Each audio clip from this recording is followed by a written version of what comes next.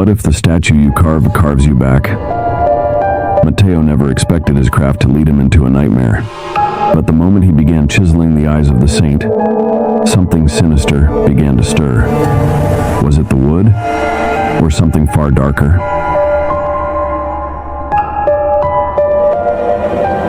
In a secluded village, where the mist lingered on the mountainside and the streets echoed with whispers, there stood a long-abandoned church.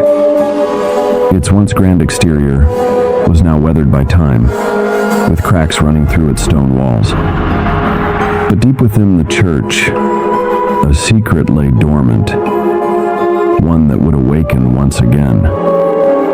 Matteo, a young woodcarver, was sent to the church by the village priest to carve a statue of a saint. The priest's voice was stern, as if the task was more of an order than a request.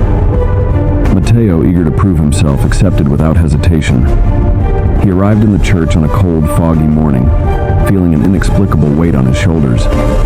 As he stood before the altar, a sense of unease washed over him. The wood he'd been given was unlike anything he'd ever worked with, dense and cold, as if it absorbed all warmth around it.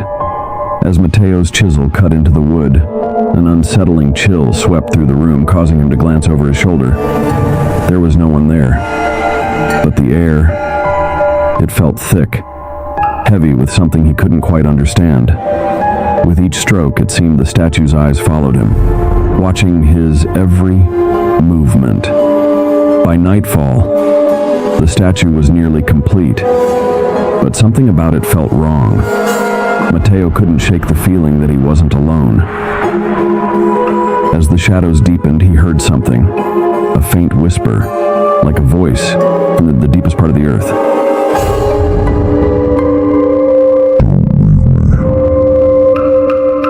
If the church doesn't just hold secrets, it creates them. Matteo thought he could leave the statue behind, but its curse followed him.